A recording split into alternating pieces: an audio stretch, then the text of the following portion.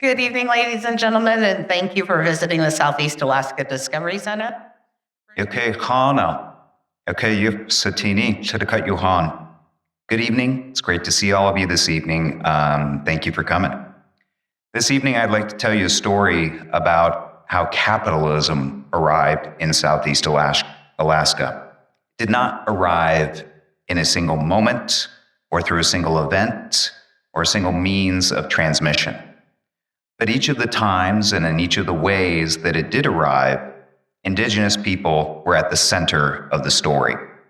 When capitalism came to stay here in Southeast Alaska, it advanced through what I call the Tlingit Wageworkers Frontier, and it changed the lives of the people on this land, as well as our relationship to the land itself forever. Before I begin telling this story, I would like to acknowledge that I'm giving this presentation on land near the mouth of Ketchikan Creek, which belongs to the Ganapudi clan of the Tontaquan.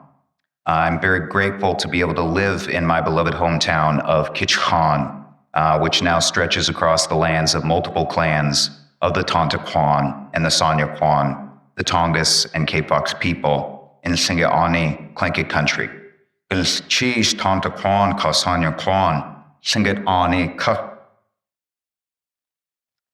Kakaskuh aya sayi, Nanya ayi na patsati, Peter Stanton ka yuch, you hut to us all, Glad ka washton kwan ayat, Kithan yati. I'm honored to carry the name Kakaskuh as an adopted member of the Nanya Ayi clan of the Shtakin Kwan, or the Stikine people. My name is Peter Stanton, but people also call me Yuch, which means sea otter. I'm a white American who grew up here in Ketchikan, and I'm a social studies teacher at Ketchikan High School. I also feel very honored and grateful that the Cape Fox Cultural Foundation asked me to present yet again as part of the Friday Night Insight programs here at the Discovery Center. So goodness cheese to them and goodness cheese to the Forest Service for hosting so many of these great programs so that people are able to share knowledge with the community. Considering everything happening at this particular moment, I do feel it's particularly valuable to express our gratitude to the Forest Service and to think about the management of our lands and the actions of our government on this land.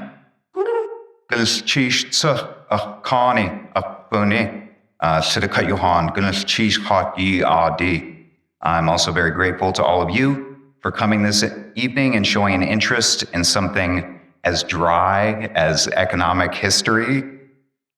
I will admit that some of this presentation will be pretty abstract, but then I will also make sure to include some really striking and human stories to illustrate these arguments I'm making. Lastly, I do want to emphasize that I continue to be a Skunwan of Tlingit Shagun, a student of Tlingit history. There's so much more for me to learn. Please forgive me if you hear any mistakes or misstatements or misinterpretations of this history, or if anything I say this evening causes offense. That is not at all my intention, and I welcome any feedback or corrections that you can offer. With all that said, I hope you enjoy this story of Tlingit history and the history of capitalism in Southeast Alaska. The central points I'd like to make tonight are as follows.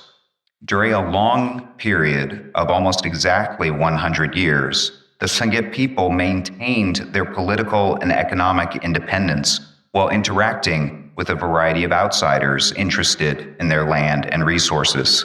These foreigners included agents of the Russian and British state-sponsored companies, private entrepreneurs, and even the U.S. military. And the Tlingit did their best to benefit from all of them.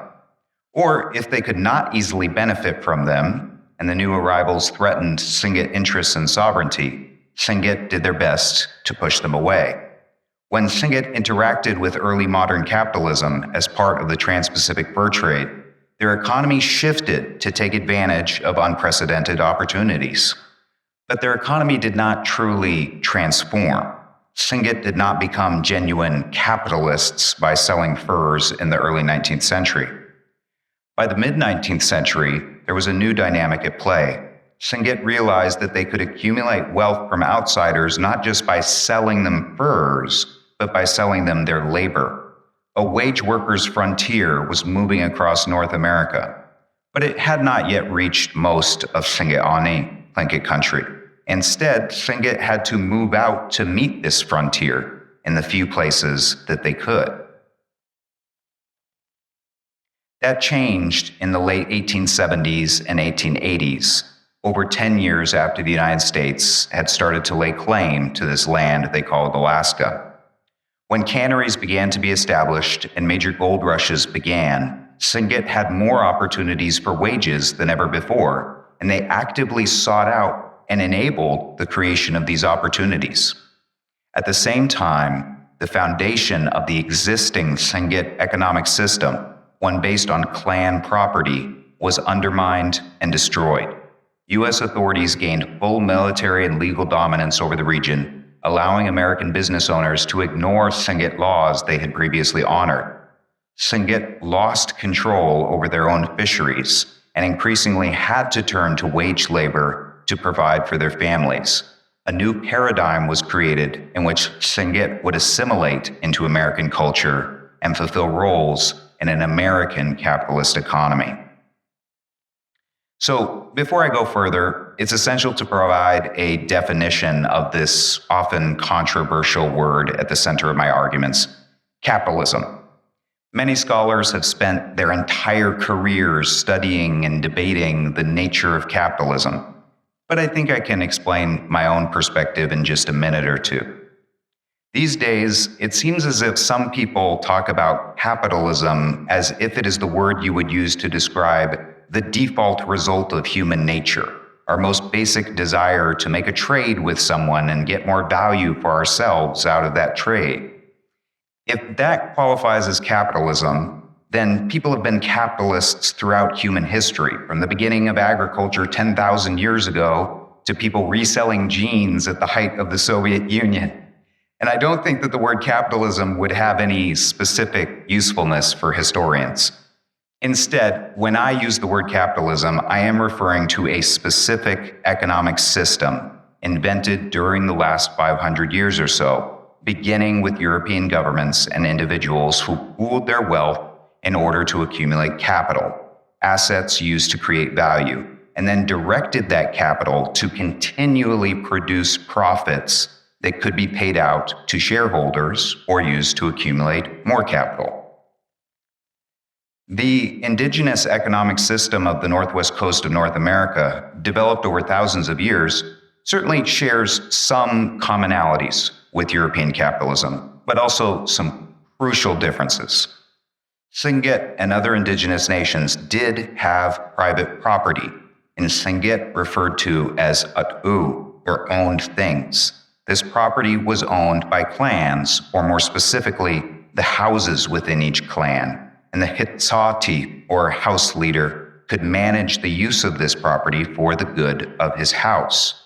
This private property included fishing sites, and I include a photo here of some evidence of a Tlingit fishing weir at Stayihini, Tawn, or Staney Creek, Prince of Wales Island, as an example of how these salmon streams were managed. Tlingit property also included productive capital goods like tools, weapons, canoes, and enslaved human beings who performed labor for the people who held them in bondage. And Tlingit were very interested in accumulating wealth, which they certainly did, including through driving hard bargains as they participated in extensive commercial networks that extended hundreds of miles beyond Tlingit. However, this is where the commonalities with capitalism end. Because instead of accumulating wealth and capital in order to maximize individual success and ensure an ever-increasing stream of profits, Tlingit houses and clans would accumulate wealth and then redistribute it to others. They could not imagine maximizing their wealth to the impoverishment of those around them. Instead, profits were invested into a gift economy through ku'ir, the events commonly known in English as potlatches.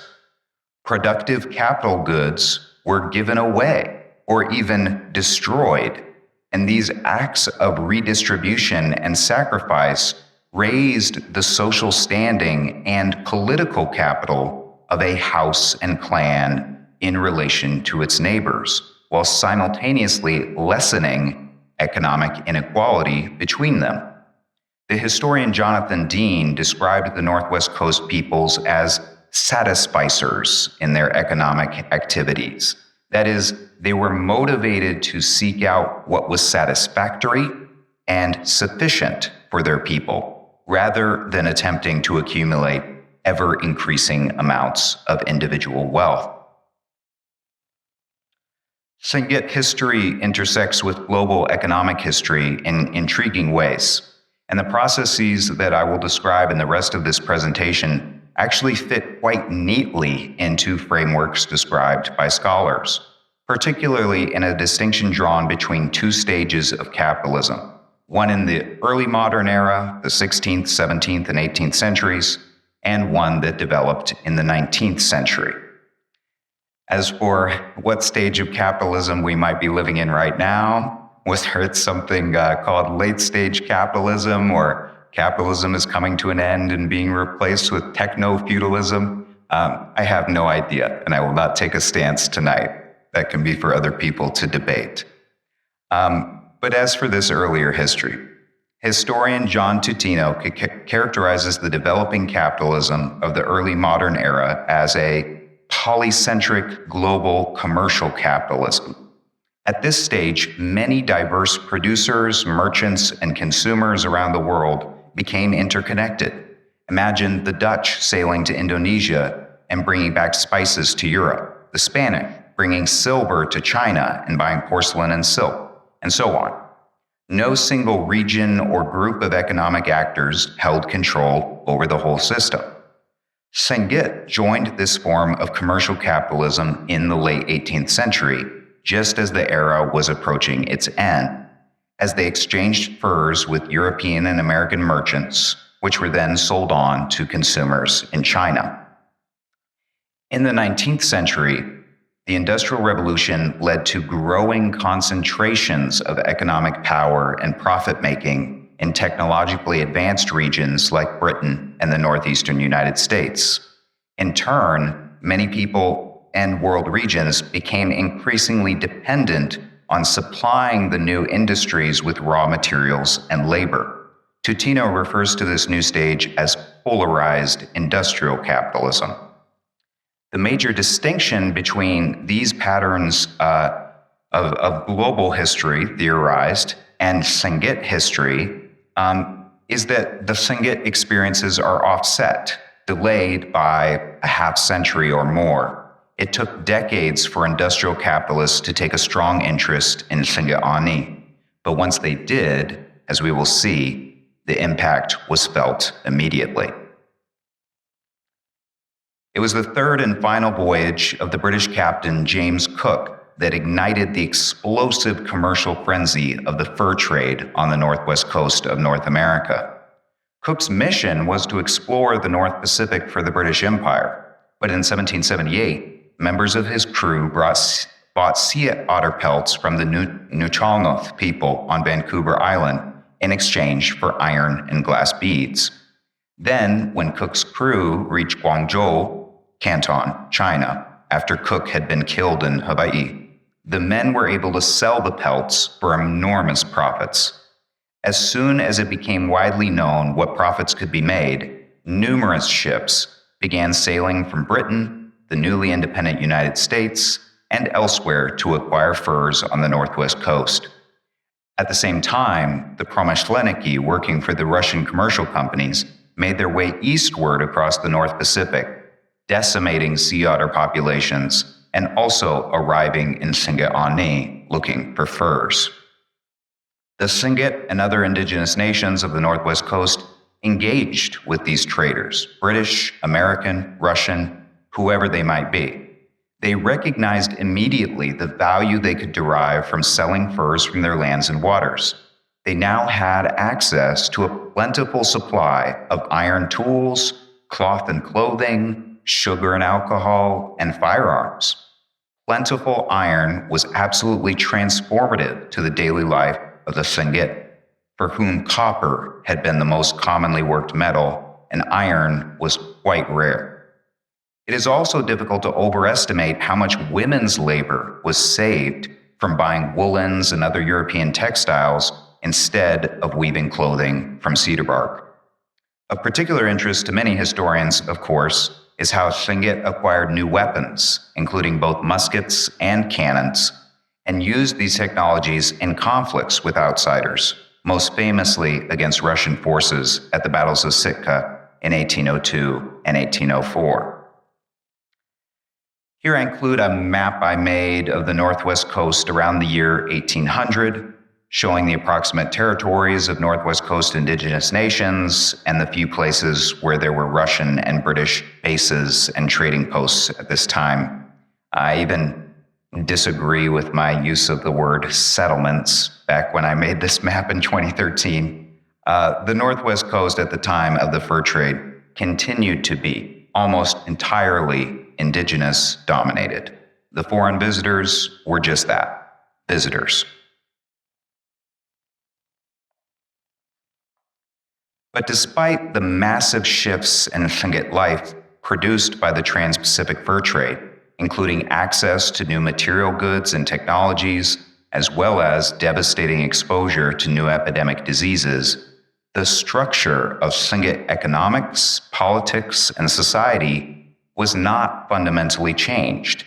Yes, Tlingit certainly reallocated increased time and effort into hunting for furs and trading for them from other indigenous groups to act as middlemen with the merchant ships. But the fur trade did not suddenly cause the Tlingit to be driven by a capitalistic profit motive like their foreign trade partners. The Tlingit sought out furs to acquire new goods to make their lives easier, new technologies to provide for their security, and for many of the same reasons that they had gathered valuable trade items for thousands of years to accumulate wealth that then would be used to raise the standing of their house and clan. Nor was there any sort of revolution among social classes, like the rise of the bourgeoisie in Europe. Tlingit social classes of nobles, commoners, and the enslaved were preserved, and the Hitsati and other nobles maintained their positions of leadership. Perhaps most fundamentally, the fur trade did little to threaten or change the very heart of the Tlingit economy, their fisheries. Although British and American sailors occasionally fished for salmon, they found it far easier and more efficient to trade for food with Tlingit. And while the Russian garrison at Sitka attempted to feed itself, including through fishing, they struggled greatly with that objective and often still depended on Tlingit food supplies. They even paid the Tlingit owners of Redoubt Lake at Ozersk Redoubt, south of Sitka, for the use of the land and salmon there. Although the Tlingit certainly cared about gathering furs and making the best deals that they could with foreign merchants, they continued to maintain the same relationships with their land, water, and resources that they had for thousands of years. The fur trade remained relevant to Tlingit throughout most of the 19th century, even as its importance to global capitalism declined by the 1840s. Around the same time, a new presence in the Tlingit economy appeared: wage labor. Historian Carlos Schwantes described a wage workers frontier that moved westward as the United States expanded. In the case of the Tlingit, their wage workers frontier approached slowly and from multiple directions, namely from the west and from the south. First, it arrived through the Russian-American Company at the Russian colonial capital of Novoarkhangelsk, Sitka. The company was already dependent on indigenous employees, especially the Unanga and Sugpiat, people they referred to as Aleut, many of whom had initially been enslaved and otherwise coerced into their work by the Promișlenici. In order to attract Tlingit laborers to some of its new enterprises, the company offered wages, and some Tlingit took up this offer. These new opportunities included working at coal deposits that the Russians found in Tlingit, helping export ice from Russian America to the new wave of consumers who had arrived in California after the gold rush of 1849, and working for the Russian-Finnish Whaling Company.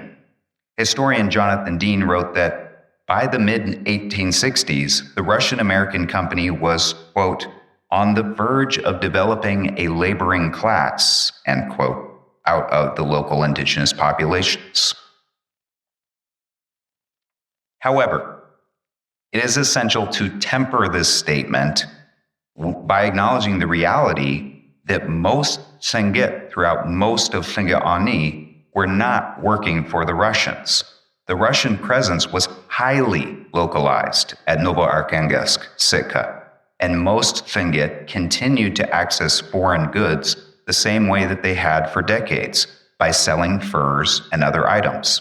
The Tontoquen, or Tongass Tlingit, for example, would take deer and other foodstuffs south to Fort Simpson at Las Qualams in Tsimshian country to sell the supplies to the British Hudson's Bay Company. Other Tlingit journeyed even farther afield for the promise of earning wages.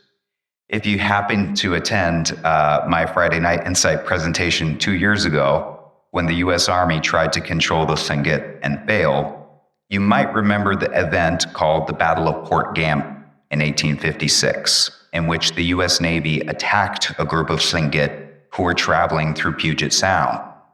It turns out the most likely reason that this large group of over 100 Tlingit men, women, and children from the Keith, Cake, Stalkeen, Stikeen, and Hinyakpon traveled over 600 miles south to Puget Sound was that they wanted to find ways to earn wages at the farms and lumber mills in what the Americans had just started to call Washington Territory. After the U.S. military arrived in Tlingit in 1867, Tlingit immediately took advantage of wage work that these Americans offered.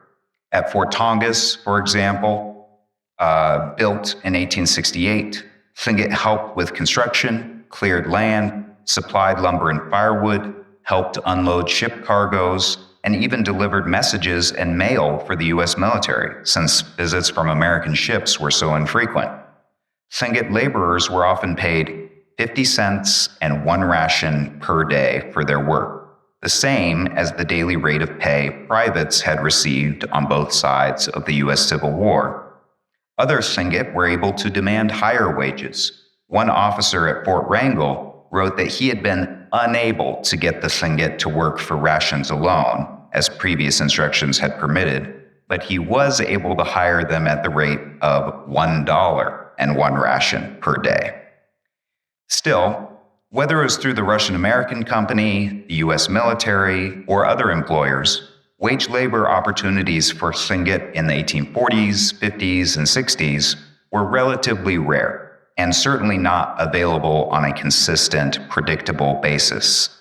Tlingit recognized that the ability to get foreign goods and currency through a day's work was extremely valuable, especially as the price of furs declined and the difficulty of gathering them increased.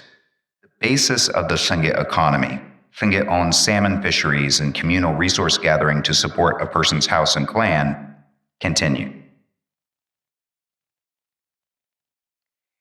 If I had to choose a single year that signaled how this economy would change, how a Tlingit-controlled maritime economy became the Alaska fishing industry we know today, based in American capitalism, industrial processing, and global exports, that year would be 1878, the year the first salmon canneries were built in Tlingit.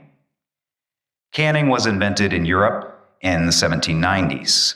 By the 1840s, American fishermen in New England were using the technology, and by the time of the Civil War, Americans had brought it to California for canning Pacific salmon. I should note that it was already possible to preserve fish for long-distance transport with salting, and the first American attempt to commercially exploit the salmon of Tlingit came when U.S. entrepreneurs purchased the Russian-American company's operations at Ozersk Redoubt in 1867, which included a saltery for salmon. Then, in 1872, George Hamilton established a trading post and saltery at Klawak on the west coast commonly known as Prince of Wales Island. However, it was canning that truly enabled Alaska salmon to reach global markets. By the end of the 19th century, the Northwest Coast salmon industry exported 7 million pounds of fish per year to Europe, Asia, Africa, and South America, and people around the world developed a taste for canned salmon. Even if I do choose 1878 as the watershed year, however, it was hardly the case that the building of the first American salmon canneries in Tlingit at Klawak, and Sitka transformed the Tlingit economy instantaneously. In fact, events surrounding the start of operations at these canneries helped demonstrate the power Tlingit continued to have, both through their labor and their control of their fisheries. While both these canneries were owned and managed by Americans, they began operating using mostly Tlingit labor. From the very start, Tlingit demonstrated that they were fiercely attached to the opportunities for wages that these new enterprises could provide. Just as the new cannery at Sitka was being set up, the Tlingit community heard that Chinese laborers were arriving to run it, and a large crowd came down to the docks in protest. The crowd, which included the Kagwantan leader Anna Kutz, insisted that the 18 Chinese workers should not come ashore, take fish from Tlingit waters, or earn wages that would have gone to Tlingit instead. The conflict was resolved peacefully once the American businessmen promised the Tlingit that they would only use the Chinese workers in the cannery to perform skills that Tlingit had not yet been taught. And if Tlingit learned those skills, then they would replace the Chinese. Tlingit not only worked inside of the canneries processing fish, but they also carried out much of the fishing necessary to supply the canneries.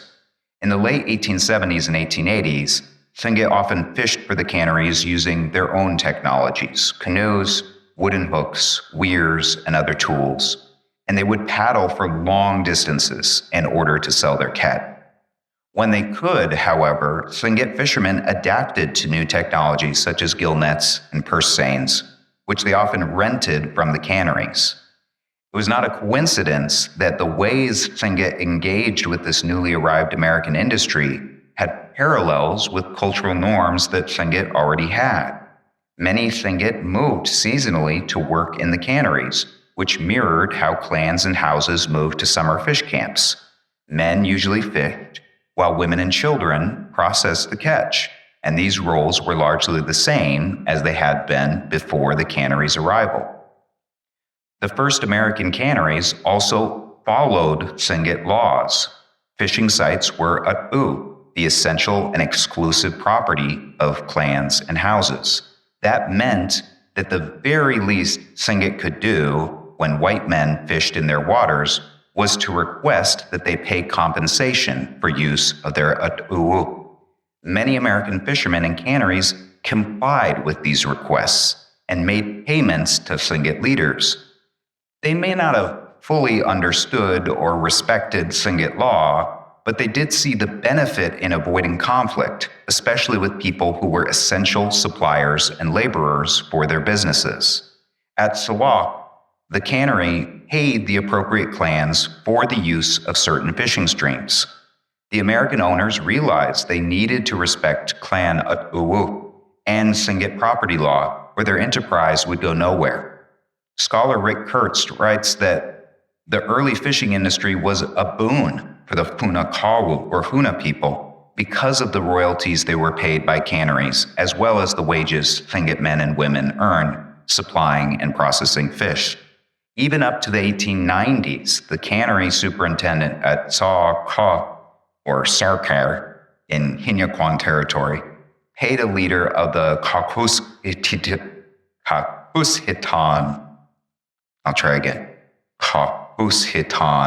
so that the cannery fishermen could fish in the area. However, the payments made at Ka in the 1890s were the exception rather than the rule, because by that time the tide had already turned. As the years went on through the 1880s, especially after the creation of Alaska's first American civil government in 1884, Americans increasingly denied that Tlingit had any property rights to fishing sites. They also used the threat of legal force, that is, American force, to take away those property rights established under Tlingit law. This movement was based in the American cultural belief that the oceans and streams should be part of the commons, open for anyone to use. In the legal tradition of Britain and the United States, fisheries belonged to the commons, and every person usually had equal rights to fish in any river or ocean.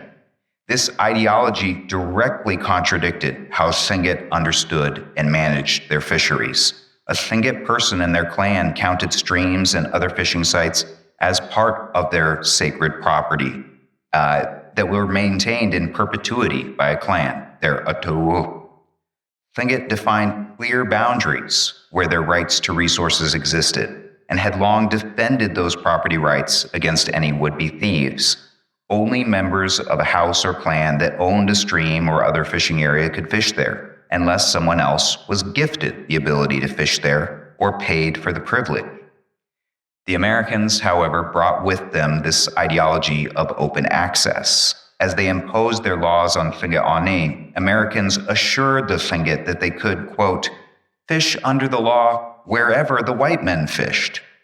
To Americans, this promise sounded like freedom and equality, but such a law would hardly reassure Tlingit.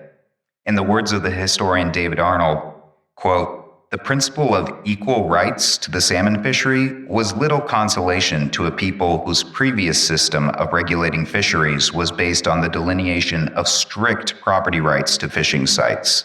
It was as if hunter-gatherers colonized Kansas and determined that the landscape of privately owned farms would become open-access hunting grounds in which the farmers could compete equally with their invaders for game. And common stereotypes of indigenous and European property rights seem to be reversed here, as American officials and businessmen tore down a private property framework to make way for communal resource access. However, the American system never offered truly equal or common access to fisheries, dividing them instead according to differences in capital and economic and social power, as well as divisions of gender, race, and class. For example, Tlingit had a slower and more difficult time accessing the most advanced boats and equipment that were available to American fishermen. They had less capital to purchase such equipment, or at least the kind of capital that U.S. companies would recognize, and less access to financial institutions. Facing this new system, Tlingit would not sacrifice the resource ownership they had maintained for so long without a fight.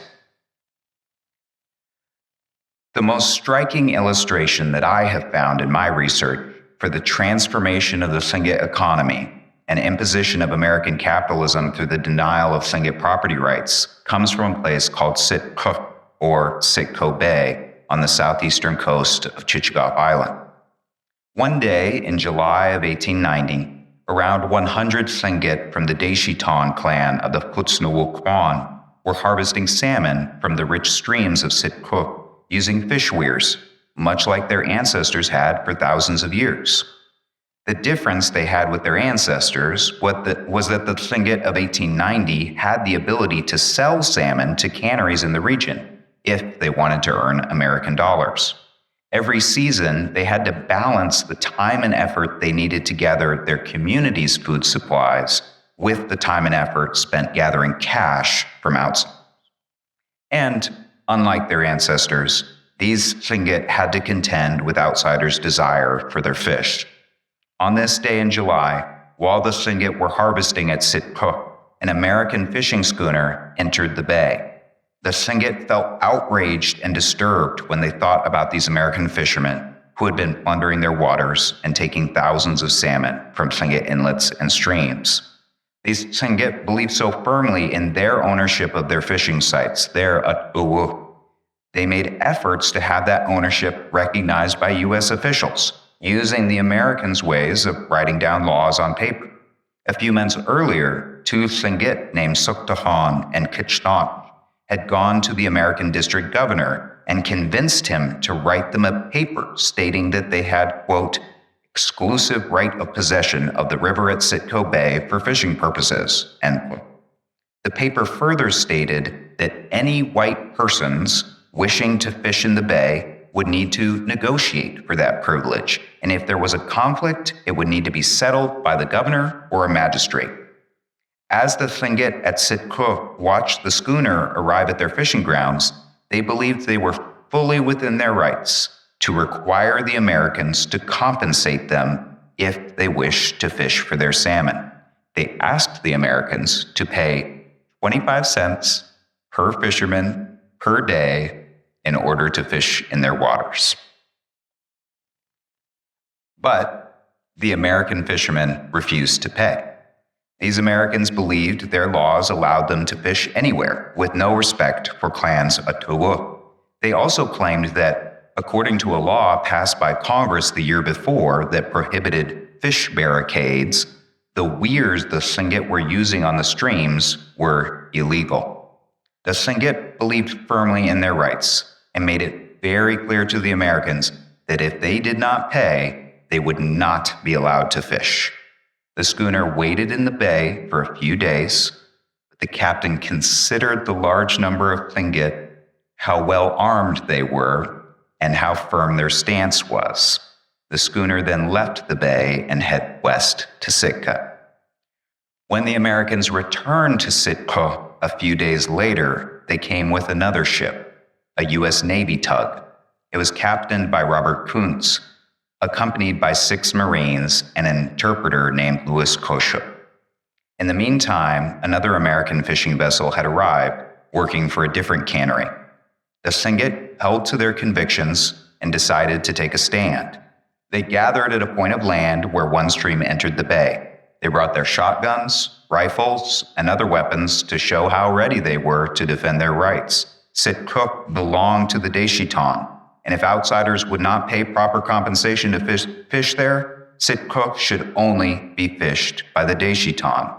Americans had no right to steal the salmon from those waters. Kuntz approached the Tlingit and began to talk with their leaders.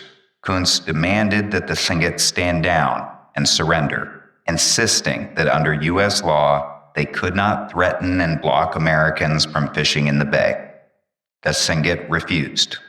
According to his memoir written decades later, Kuntz then told them that even if the Tlingit killed him, his Marines, or the fishermen at the bay, quote, the federal government would sooner or later have its innings with them, end quote. He also added that if the Tlingit, quote, had real grievances, they could be adjusted by the governor, end quote. It was in that moment that the Tlingit gathered at Sitka had to make a choice. Could they keep defending their rights no matter what it cost them? Or when they weighed the power of the U.S. government, the U.S. military, would they have to accept the dominance of these invaders and their laws? Their lives and the future of their salmon depended on that choice. The Deshitan leaders decided to stand down. They realized it would have been deadly and hopeless if they had used their weapons to defend their rights. Kuntz certainly could not arrest the entire group of over 100 Tlingit and bring them all to Sitka, so 20 leaders agreed to surrender and go with him. As soon as the standoff resolved, the American fishermen waiting in the bay began their work right away. According to Kuntz, quote, "On the first haul of the Seine, they took in more than 1,000 salmon," end quote. Kunst and his Marines effectively used the threat of the U.S. government's unmatched capacity for force to open the way for Americans to reap the benefits from incredibly rich fishing grounds.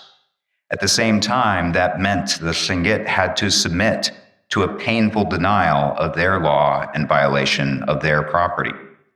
As for the Putsnawukwan Deshitan who went to Sitka in order to negotiate for their rights with U.S. officials, they did not receive any justice. They waited for months on a government investigation into the Tlingit claims to fishing rights in the bay, but no resolution was ever reached. The previous recognition the district governor had offered to acknowledge Tlingit ownership in writing carried no weight, and settlers criticized and ridiculed the governor for this practice. Americans could fish wherever they wanted. While the events at Sitka showed Tlingit could not use force to protect their fishing rights as they might have done in the past, they fought on in other ways. Small-scale disputes still occurred into the early 20th century, such as when Tlingit threatened to cut the nets of Americans intruding on their fishing grounds. However, as one official working for the U.S. Fish Commission reported, by the late 1890s, there were no longer any, quote, legal rights or title to any fishing grounds in Alaska, except what force or strategy furnished. And the waters and salmon runs of Tlingit had been opened to anyone who had the ability to exploit them. As a result, those waters also grew much more crowded. More American fishermen were drawn to Tlingit, and canneries brought in more Asian and other laborers from places like Seattle and San Francisco. As U.S. government fishing regulations were slight into the 20th century, the American industrial fishery in Southeast Alaska had few limitations to its growth, as long as it was propelled by the investment of far-off capital and continued overfishing. The history of Sitka changed again when an American company began building a cannery there in 1900. With a cannery in the bay, the wealth of the fishing grounds could be exploited and processed immediately. After proposing their plan, the company actually negotiated with the Deshitan in order to gain their approval for building the cannery. By this time, in 1900, the company surely did not believe that they needed such approval under the law, but they realized that such an approach would help avoid conflict. Deshitan elder Mary Willis recounted that her uncles had argued over the possibility of the cannery being built in their territory, but in the end, they decided it would be worthwhile because their relatives who regularly left the community to earn wages in other areas could work close by instead. Tlingit decision-makers accepted the Wageworkers Frontier and brought it closer to their homes. The company wrote an agreement with the Deshitan that acknowledged their ownership of the bay, in theory, portraying their use of the land as a lease.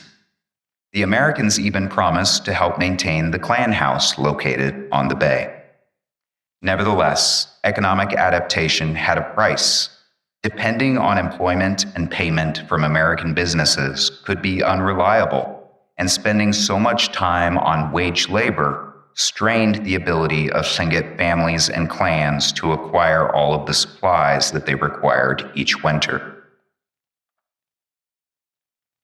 In 1879, the Okpon leader Kauai, often referred to as Chief Kauai in English, heard that the miner George Pills had made an offer to provide work for Tlingit at wages of $1 per day, and would also pay a bonus of 100 Hudson's Bay Company blankets if he was brought valuable ores.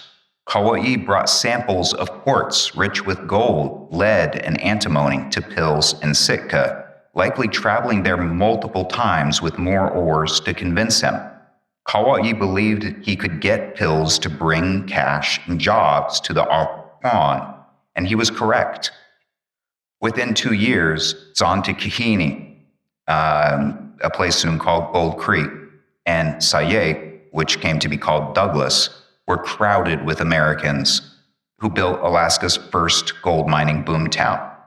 Eventually, they named it Juneau. Kauai's actions brought the Tlingit Wageworkers Frontier farther north and expanded it into new industries. Kauai did give his community the economic benefits he had hoped for, although this gold rush and others to come also brought new dangers and rapid transformation. The growth of Juneau as a boomtown contributed significantly to the decline and eventual disappearance of at least one distinct Tlingit community, the Tsawdan Kwan.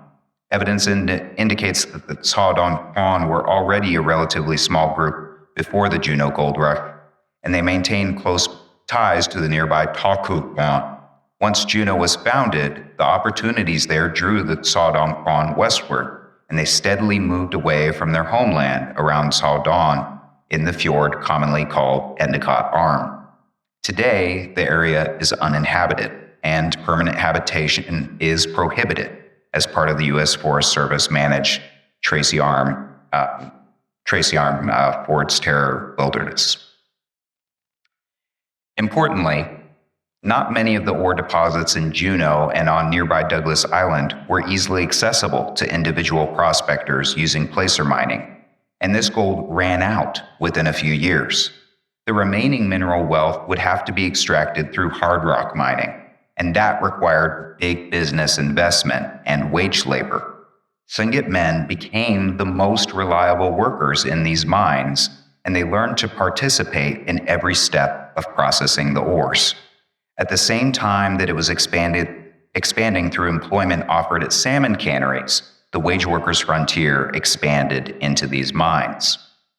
Tlingit were paid less than American and European immigrant miners. Across the board, Tlingit men were paid $2 per day, while common white laborers received $3, and those with specialized skills earned more.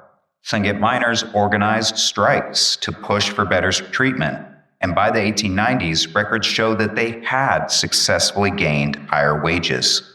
And these efforts are consistent with the stands Tlingit took in fishing and cannery work, too. In August of 1896, a man named Keish, his sister Shaw Tlaw, and their nephew, Pa Gu, in English known as Skookum Jim Mason, Kate Carmack, and Dawson Charlie, discovered rich placer gold deposits in Bonanza Creek along the Klondike River. Keish and Shaw Tlaw were Tlingit and Tagish, so it's arguable that both the Juneau Gold Rush in the 1880s and the Klondike Gold Rush in the 1890s were started by Tlingit individuals. Keish had earned his name Skookum Jim through yet another type of wage labor that many Tlingit performed, packing or portering goods across mountainous terrain. In 1887, the Canadian surveyor William Ogilvie called Keish Skookum, or strong, derived from Chinook Wawa or Chinook jargon, because he marveled at the heavy loads that Keish carried for him. In the years to come, especially after Keish and his family sparked the Klondike Gold Rush, more and more newcomers journeyed across the mountain passes of Tlingit Ani and the lands to the north, hiring indigenous porters to help enable their movement and survival. And I like using that map there because it just shows how far north the Klondike Gold Rush occurred. And it was outside of Tlingit Ani, beyond the lands of the Dakha Kwan, the interior Tlingit people who had intermarried with the Tagish, like with Keish and Shaw Tlaw's family.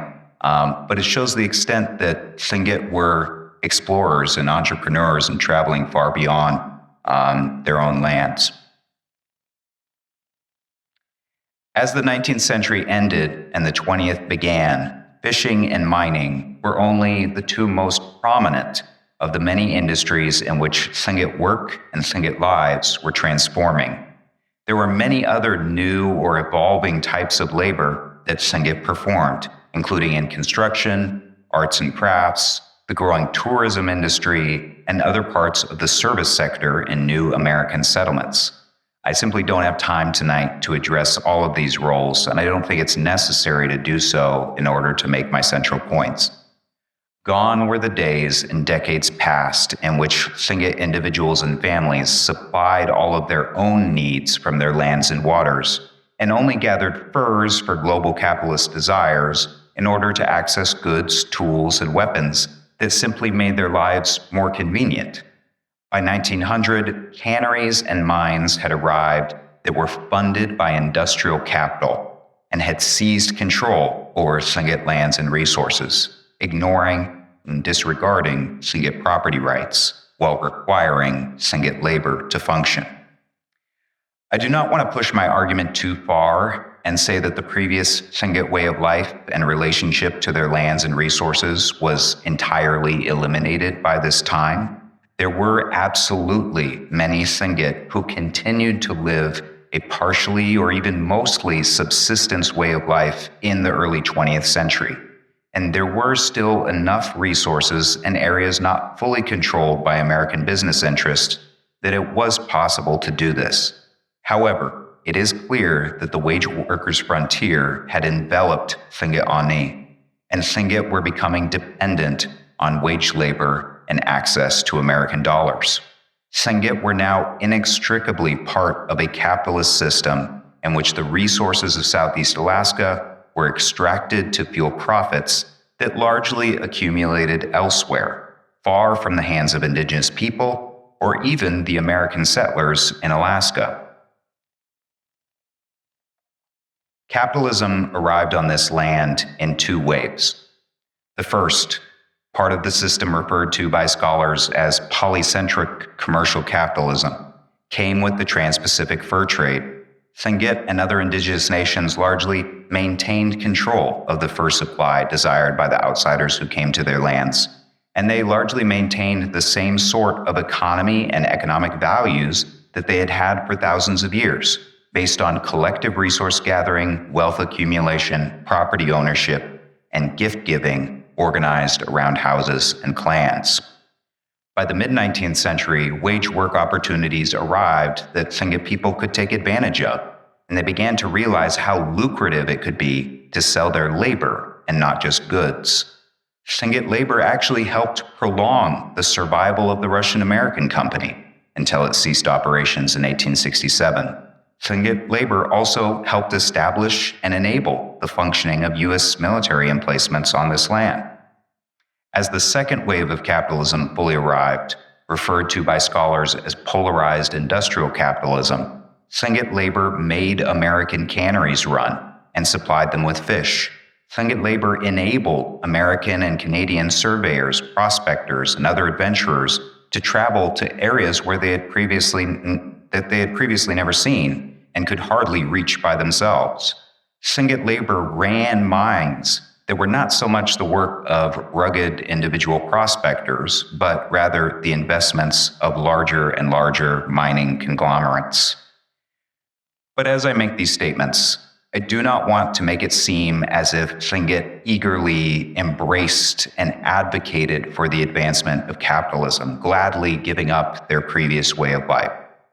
While I did focus on economic history tonight, there is very much a political side to this story as well, the side where we see how the US and Canadian governments undermined and denied Tlingit laws and the sovereignty of Tlingit clans, often through the use of military force.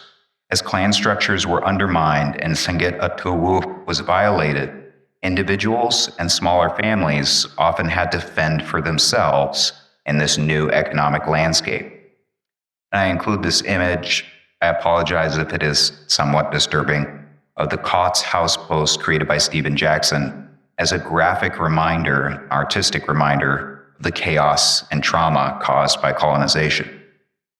There were mutually reinforcing relationships here between the loss of Tlingit property, the denial of Tlingit laws, the transformation of the Tlingit economy, and the ongoing cultural transformations of this time: Americanization, Christianization, assimilation. When Tlingit individuals and families joined in the wage workers' frontier and participated in, or even invited and enabled new economic changes, They did so to make the most of the opportunities that they had available to them at that time. They did what they had to survive, to make their lives as best they could, and to pave the way for their descendants who are here today. Thank you very much, everybody, for coming and listening to me this evening. Please feel free to email me if you have feedback, or if you'd like to take a look at my sources, or if you'd otherwise like to be in touch.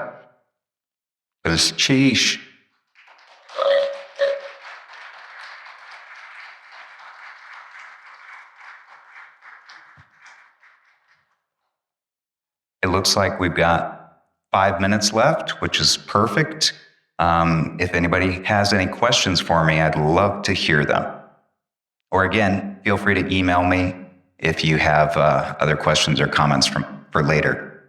Is it a coincidence that Sheldon Jackson High School was established at the same time that the cannery was coming into Sitka? That is exactly why I think 1877, 1878 is one of the most important moments in Alaska history.